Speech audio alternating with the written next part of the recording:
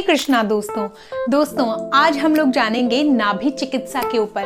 देखिए ये एक पूरा विज्ञान है जिसके ऊपर आज हम लोग चर्चा करने वाले हैं। मेरे YouTube चैनल पर बहुत से लोग मुझसे सिर्फ और सिर्फ इसी टॉपिक के ऊपर वीडियो बनाने के लिए रिक्वेस्ट करते हैं। तो आज हम लोग जानेंगे नाभि चिकित्सा क्या है, इसे डिगने के क्या कारण होते हैं, क्यों नाभि डिगती है, अगर डिग जाए तो इसका क्या समाधान है। यही सारे प्रश्नों का जो उत्तर है वो मैं आज के वीडियो में आप लोगों के साथ शेयर करने वाली हूँ। तो चलिए शुरू करते हैं आज की वीडियो।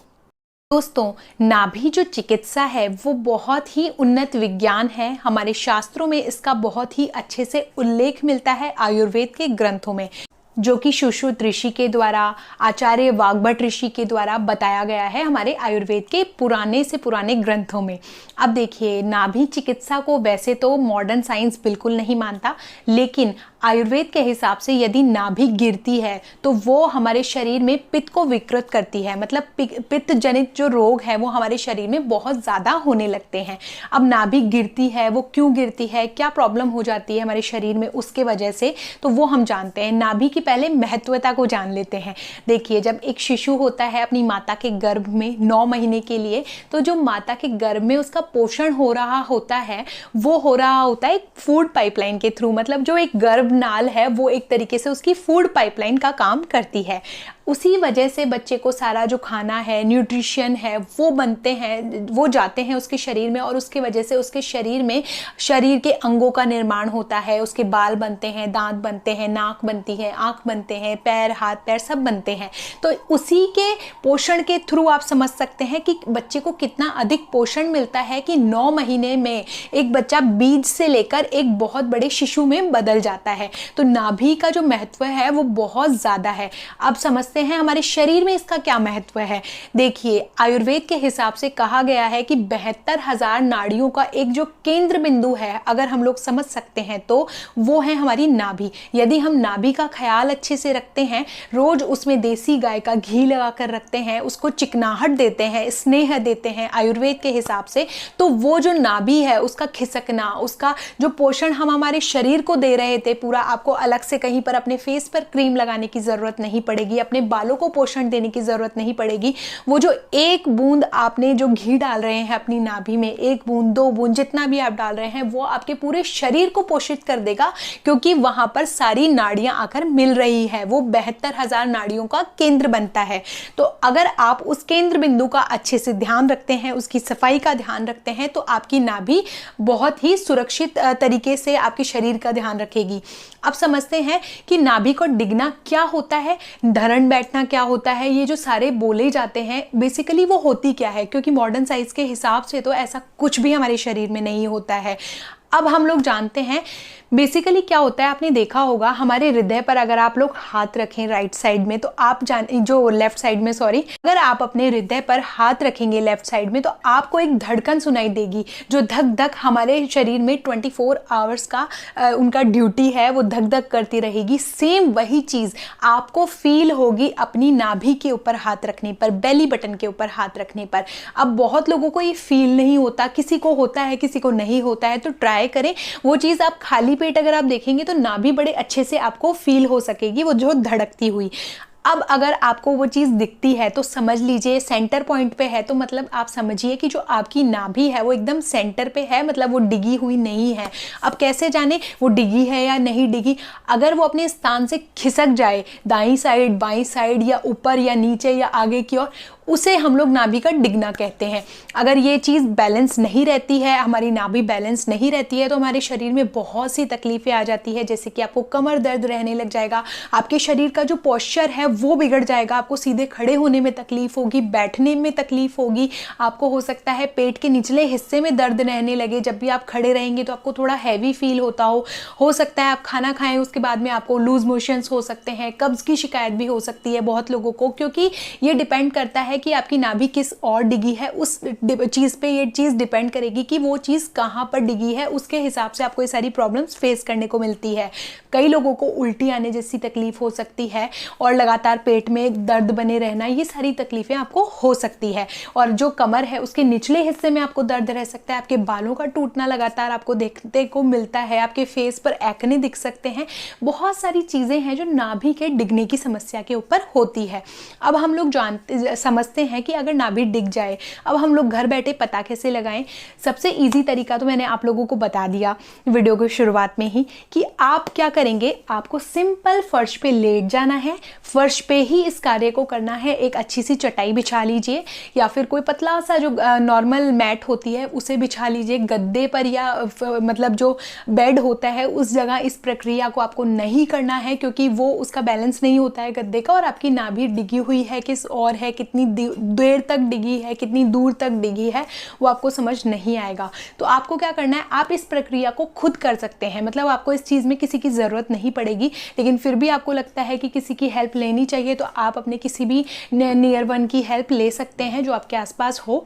आप लेट जाइए, आपको अपने आप को सीधा लेटना है और अपने हाथों को ये चीज़ बनानी है, मतलब एक तरीके से सारी जो फिंगर्स हैं उनको एक और लाना है, और वो जो मेन पॉइंट है आपका जो बेली बटन है वहाँ पर, उस सेंटर पर आपको अपना हाथ प्लेस करना है।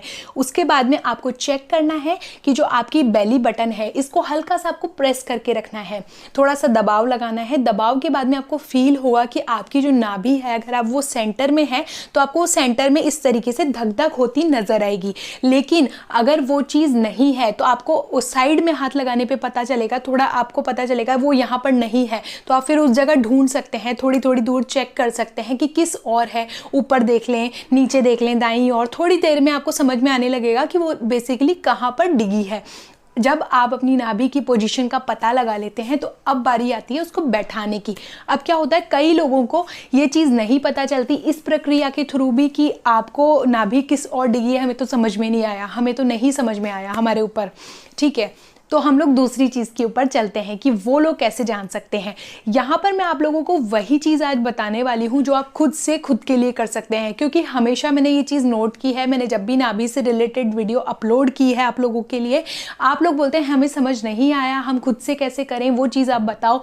तो देखिए, मैं आप लोगों के साथ में वही चीज़ शेयर करूंगी जो आपके लिए सेफ़ है, जो आप घर बैठे कर सकते हैं। क्योंकि देखिए, मैंने आपको जितनी इंपॉर्टेंस नाभि के लिए समझाई उतना ही इजी आपको इसे नहीं लेना है। आपको क्या करना है, आप सीधे अच्छे से खड़े हो जाइए। खड़े होने के बाद में आप अपने दोनों हाथों को इस तरीके से मिलाएंगे।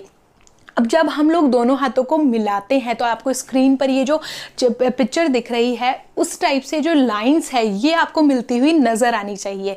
अगर ये लाइंस आपको नहीं मिल रही है, नहीं मिलते हुए नज़र आ रही है समान रूप से, तो आपकी नाभि डिगी हुई है। हो सके तो ये जो प्रक्रिया है वो किसी के साथ आप करें, मतलब किसी और को कहें आपके हाथों को मिलाने को, क्योंकि हम लोग खुद से हमेशा ट्राई करते हैं वो सही मिले और हम लोगों को बिल्कुल पता नहीं चल पाता है कि वो जो चीज़ है वो हम करेक्ट कर रहे हैं या नहीं कर रहे हैं। ये हो गई सेकंड चीज़ जो कि सब कर सकते हैं।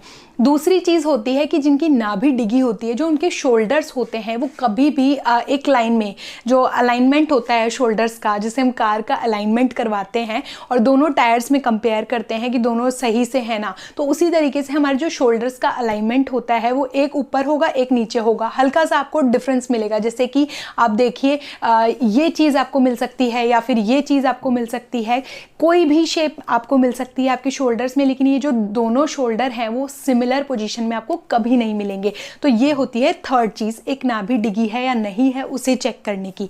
अब ये भी समझ में नहीं आई तो अब क्या करें। अब आप क्या कर सकते हैं, जान सकते हैं, एक छोटी सी पोजीशन आपको देखनी है। ये जो टेस्ट है वो सिर्फ और सिर्फ मेंस के लिए होता है, क्योंकि लेडीज़ में ये चीज़ नहीं पॉसिबल है। तो देखिए, आपको क्या करना है, जो मेंस है उनको क्या करना है, अपनी नाभि जो है एक लंबा सा धागा लेना है, अपने पैर के ऊपर उस धागे को लगाना है अंगूठे से बंद करके। हो सके तो ये चीज़ आप किसी के साथ में हेल्प लेकर करेंगे तो ये बहुत अच्छे से आपको समझ में आएगा, क्योंकि ये चीज़ आपको ईजिली समझ में नहीं आएगी। आप क्या कर सकते हैं, 4 पॉइंट्स होते हैं, उनकी जो चेस्ट है, उनका जो चेस्ट का हिस्सा है, वहाँ से आपको वो पॉइंट नाभि से लेना है पहले तो वो धागा, और वहाँ से उसे पकड़वा दें। और पकड़ने के बाद में जो दोनों नाखून है पैर के, उन दोनों नाखूनों को, टो जो होता है अंगूठा, पैर का अंगूठे से उसे मिलाना है। पहली साइड आप मिलाएंगे तो जितने लंबाई है उस धागे की, उतनी ही लंबाई दूसरे, जब धागे को मिला रहे हैं नाभि से लेके दूसरे नाखून तक की दूरी, मतलब दूसरे अंगूठे के नाखून तक की दूरी उतनी ही होनी चाहिए। मतलब दोनों नाखूनों की दूरी, दोनों अंगूठे के, पैर के अंगूठे के नाखूनों की दूरी समान होनी चाहिए। इसी तरीके से दोनों तरफ का जो चेस्ट का पॉइंट है, वही सेम दूरी आपको नाभि से इस तरफ मिलेगी। तो ये अगर प्रक्रिया आपको समझ में आ जाती है, तीनों में से कोई भी एक, तो आप लोग इससे इजीली जान सकते हैं कि आपकी नाभि डिगी है या नहीं। अगर फिर भी नहीं समझ में आया है तो प्लीज़ आप आपके नियरेस्ट कोई भी चिकित्सा केंद्र है वहाँ पर जाइए और वहाँ सर अपना इलाज कराइए, जो इसके बारे में थोड़ी सी नॉलेज रखता है। क्योंकि ये जो चीज़ है वो बहुत ज़्यादा, मतलब ऐसा नहीं है, लाइट नहीं है जितनी हम लोग इसे ईजी वे में समझते हैं। हाँ ठीक है, मैं कर लूँगा। अगर आपको नॉलेज नहीं है तो आप ये चीज़ फिर ना करें। अगर आपको थोड़ा सा इसके बारे में ज्ञान रखते हैं, आपकी मम्मी पापा, आपकी दादा दादी, कोई भी इस चीज़ के बारे में थोड़ी सी नॉलेज रखते हैं, तो ये चीज़ आपको समझ में आ जाएगी। अगर फिर भी नहीं आती है तो आप अपने जो आसपास के वैद्य हैं या जो भी आयुर्वेदिक चिकित्सालय आपके आसपास मौजूद है, आप वहाँ से इस चीज़ का परीक्षण करवा सकते हैं। आपको मैं आगे इसकी जानकारी दूंगी कि आपको कैसे अपनी नाभि को ठीक करना है, उसके क्या स्टेप्स हो सकते हैं, क्योंकि एक लंबा वीडियो बन जाएगा। इस वजह से मैं इस वीडियो को टुकड़ों में बना रही हूँ आप लोगों के लिए। तो आगे के वीडियो में हम लोग जानेंगे कि किस तरीके से आप अपने घर बैठे आप अपनी नाभि को ठीक कर सकते हैं। तो आज के वीडियो में बस इतना ही। आप मेरे वीडियोस को लाइक करें, शेयर करें और सब्सक्राइब करें, ताकि मुझे पता चले कि आपको किस तरीके के वीडियोस मेरे चैनल पर देखना पसंद है। हरे कृष्णा, राधे राधे।